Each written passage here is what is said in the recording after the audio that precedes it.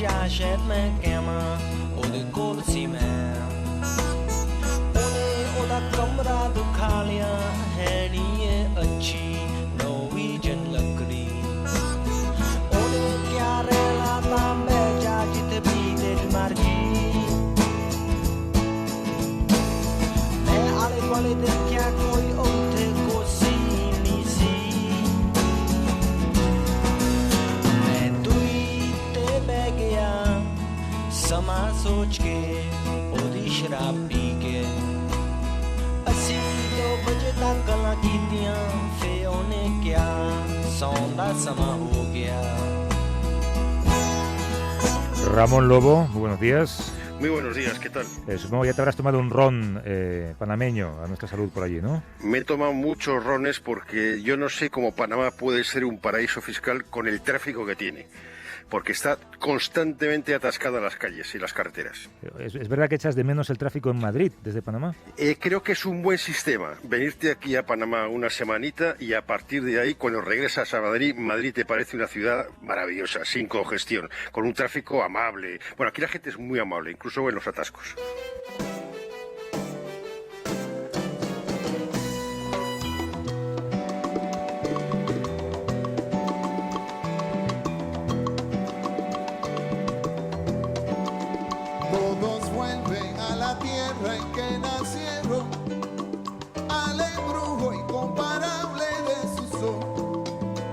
Todos vuelven de Rubén Blades.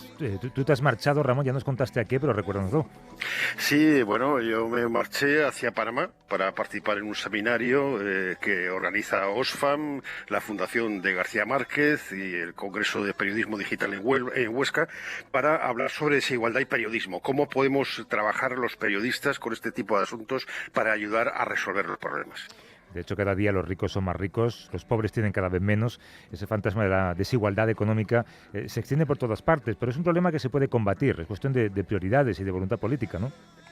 Sí, es de voluntad política, de ahí entramos los periodistas para empujar un poco a los políticos. Desde el comienzo de la crisis económica, el número de millonarios en el mundo se ha multiplicado. Con un solo 1,5% de su riqueza se podrían haber recaudado fondos suficientes para salvar la vida de 23 millones de personas. Es por hacer un poco de demagogia, pero es una demagogia que está en las estadísticas. Gonzalo Fajul nos decía hace unas semanas que con las 85 personas más ricas del planeta poseían una fortuna equivalente a la mitad más pobre de la población mundial, es decir, tanto como 3.500 millones de personas. A pesar del crecimiento de la última década y de la aplicación de políticas redistributivas, América Latina, donde estás tú, sigue siendo la región más desigual del planeta, solamente superada por una zona que está plagada de guerras y de hambrunas, que es otra región que tú conoces muy bien, el África subsahariana. Sí, en los últimos 15 años, unos 100 millones de latinoamericanos han conseguido salir de la pobreza. Se ha conseguido grandes éxitos en Brasil, Perú y en otros países, pero todavía queda mucho por hacer. Claro, pero hablamos de América Latina, hablamos de una región de África, ¿y en España, Ramón? En España estamos, somos el segundo país más desigual de la Unión Europea, de Letonia. Tenemos problemas de pobreza y de hambre. Es una palabra que quizás no nos gusta pronunciar, pero sí existe problemas crecientes de pobreza y hambre en España que los políticos no sé por qué siguen sin mirar hacia él. La brecha sigue incrementándose a pasos agigantados aquí y en el resto del planeta. ¿Es un problema estructural o es un problema cíclico? Se lo queríamos preguntar a Rosa María Cañete, que es economista y es coordinadora de la campaña de Oxfam contra las desigualdades en Latinoamérica y en el Caribe. Rosa María, ¿cómo estás? Buenos días. Buenos días, ¿cómo están? Bien, a pesar de sus avances económicos, Latinoamérica y el Caribe son las regiones con mayor desigualdad ahora mismo. ¿Ese problema está en las políticas fiscales que se llevan a cabo en las zonas del planeta? Bueno, la política fiscal tiene una alta responsabilidad de esta desigualdad, porque bien utilizada podría reducir fuertemente la desigualdad económica que hay en la región. En la región estamos solo reduciendo la desigualdad de ingreso con la fiscalidad en menos de un 10%, mientras en Europa se reduce en más de un 35%. Es decir, estamos desaprovechando los sistemas fiscales para luchar contra la desigualdad en un continente que tiene una desigualdad estructural abismal, ¿no? Después, una cosa que Rosa dijo el otro día en una de las mesas de trabajo aquí en Panamá fue que, claro, igual que existe la Organización Mundial del Comercio, que regula las condiciones de comercio mundial, en el caso de la fiscalidad no existe esto. Entonces, si Latinoamérica, por ejemplo, empezara a luchar contra los países fiscales, el dinero se iría a África o a otro sitio. Siempre encontraría un lugar donde esconderse y beneficiarse. ¿Cómo se puede luchar contra esto, Rosa? Bueno, necesitamos una solución global, es como bien dices. Nada hace un país luchando solo, porque como el capital se puede mover, es decir, el capital se mueve de forma global, mientras que las legislaciones fiscales son nacionales.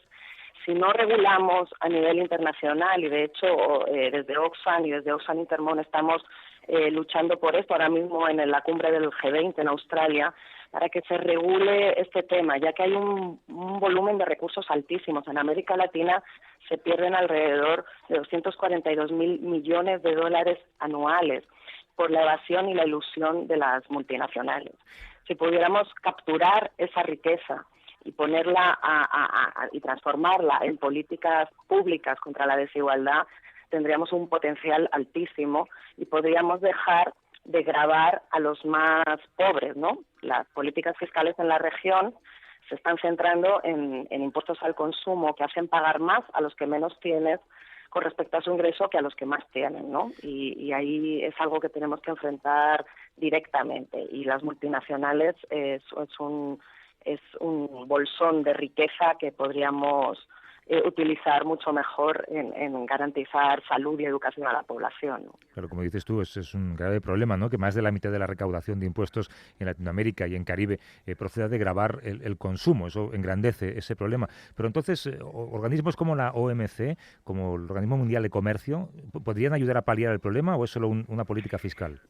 La OMC no regula el comercio. Lo que estamos proponiendo es la necesidad de generar organismos similares, controlados, digamos, a nivel global, que regulen la fiscalidad a nivel internacional, porque un gobierno solo no puede luchar contra esto.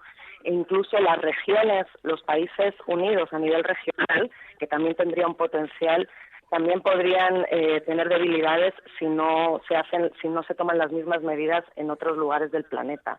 Por lo tanto, o tomamos medidas a nivel global y juntos, o siempre va a haber un hueco, un resquicio por el que las multinacionales podrían seguir moviendo sus ganancias y sus capitales sin que estos se puedan utilizar en la lucha contra la pobreza y la desigualdad, ¿no? Rosa María Cañete, que es economista y coordinadora de la campaña de Oxfam contra las desigualdades en Latinoamérica y en el Caribe. Gracias, Rosa María. Un abrazo. Muchísimas gracias. Gracias. Queremos participar y cada vez somos más los que nos atrevemos a salir a la calle a exigir nuestros derechos.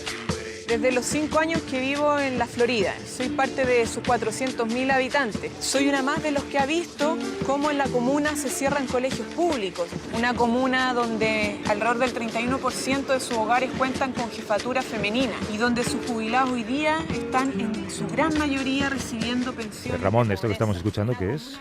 Es Camila Vallejo, que es una de las líderes estudiantiles, no sé si recordar nuestros oyentes, una de las caras representativas de aquella protesta contra el presidente Sebastián Piñera, exigiendo una mejor educación. Ahora es parlamentaria y está con Bachelet.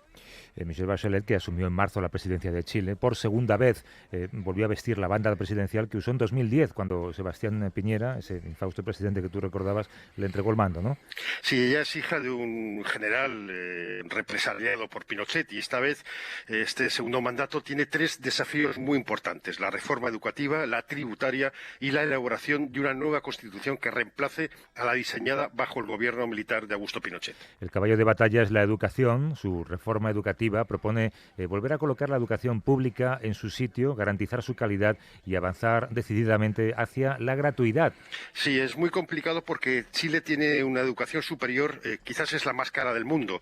El 70% de los estudiantes estudiantes universitarios recurren a créditos, te sonará de Estados Unidos, para poder estudiar lo que los deja endeudados por años. La reforma educativa necesita un gran gasto público, entre el 1,5 y el 2% del PIB nacional, lo que justifica esto, la reforma tributaria, que es la segunda gran pata. Yo creo que es algo que no sabemos apreciar lo suficiente, lo que significa tener una educación pública gratuita, comparado con pedir un crédito y estar pagándolo por el resto de tu vida.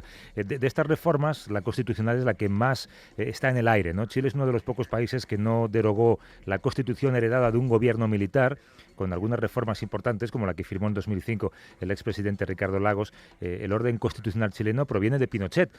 Bachelet propone una nueva Carta Magna que garantice derechos y que también incorpore mecanismos de democracia directa, ¿no? Sí, es uno de los grandes cambios que necesita Chile y por lo que vemos más países aparte de Chile. Bachelet obtuvo el 62% de los votos, pero no le será fácil, a pesar de este respaldo, llevar a cabo sus reformas. A los 8 meses de mandato, la situación le ha dejado de ser tan favorable como al principio. La coalición con la que gobierna, que incluye el Partido Comunista de Camila Vallejo, la mujer que escuchábamos antes, ya ha sufrido varias manifestaciones masivas. La última ocurrió el mes pasado. Miles de estudiantes se manifestaron en Santiago contra la reforma educativa, denunciando que el proyecto que se ha elaborado se ha hecho a espaldas del movimiento estudiantil, que desde el 2011 protesta en las calles para exigir una educación gratuita y de calidad.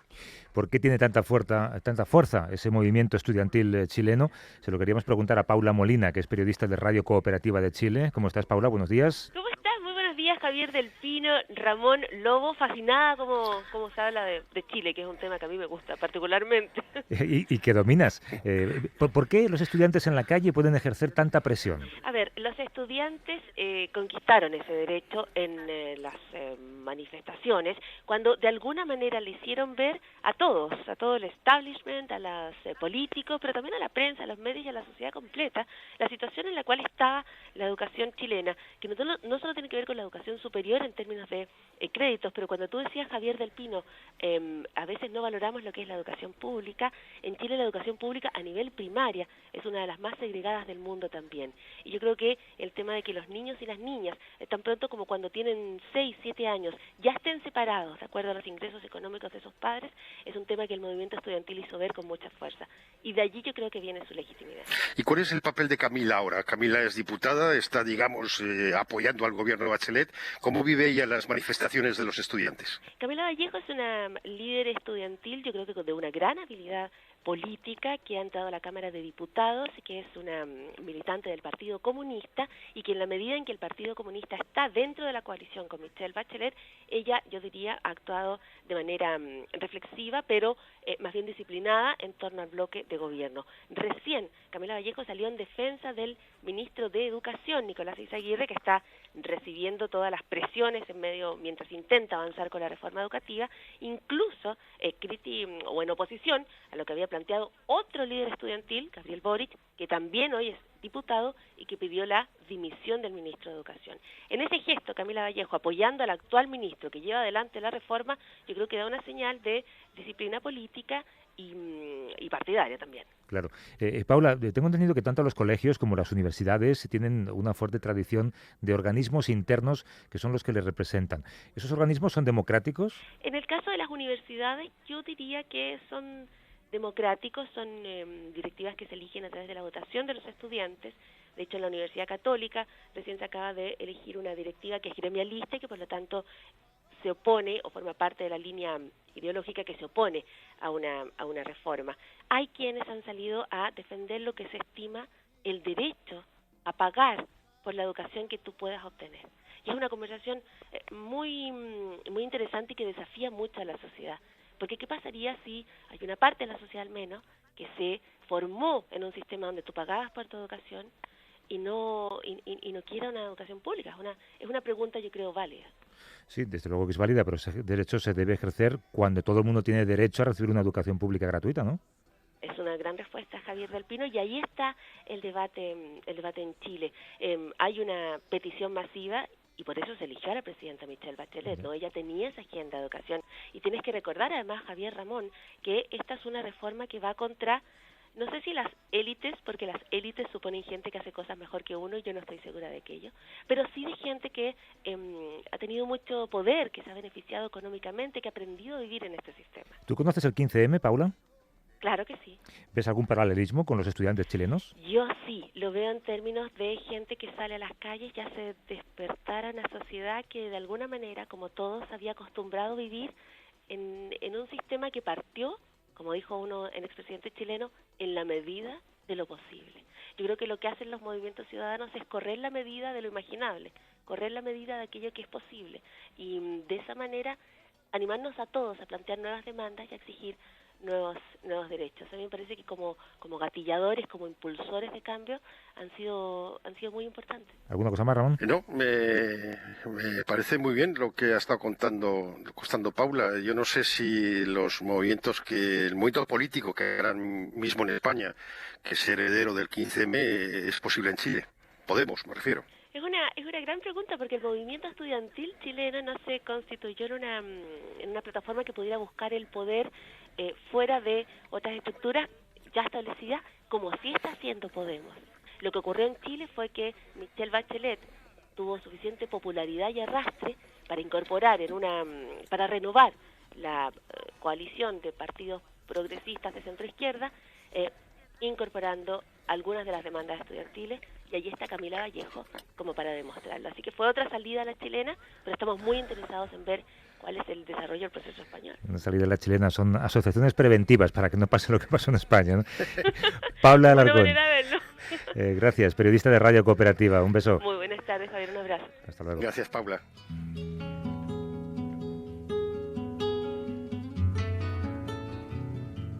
Ramón, te voy a hacer una pregunta que yo odiaba cuando me la hacía, cuando estaba fuera. Esa típica pregunta de ¿cómo se nos ve desde allí? Bueno, la gente nos ve con enorme cariño, lo cual es sorprendente teniendo en cuenta el historial de los últimos 500 años de España en América Latina, pero supongo que los políticos y los millonarios nos ven con enorme cariño, porque cuanto más corrupción, mejor para el paraíso fiscal. Hasta luego, Ramón. Un abrazo.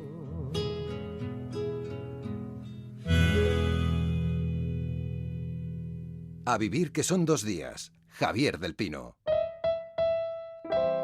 Esto es un pequeño anticipo de Navidad. Pero a lo mejor lo que te gustaría oír es que tienes un verdadero anticipo para todas tus compras. Y así es. En El Corte Inglés ya puedes solicitar tu anticipo de Navidad por el importe que más te convenga para comprar adornos, moda, regalos, juguetes, alimentación. Podrás pagar lo gastado muy cómodamente. En El Corte Inglés y también en Hipercor y Supercor. Consulta condiciones en tienda.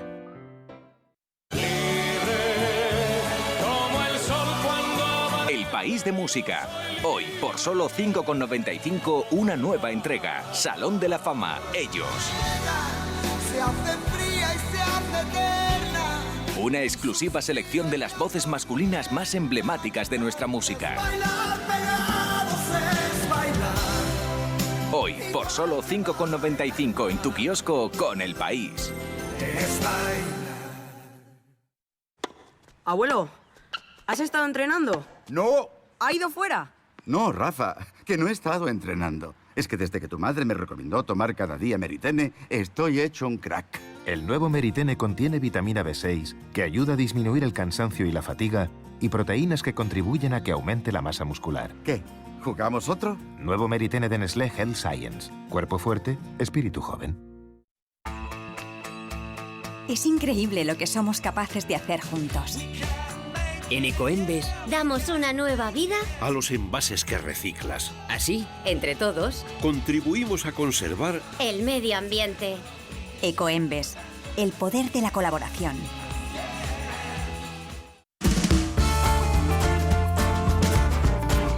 En la cadena SER, A vivir que son 2 días. Javier del Pino.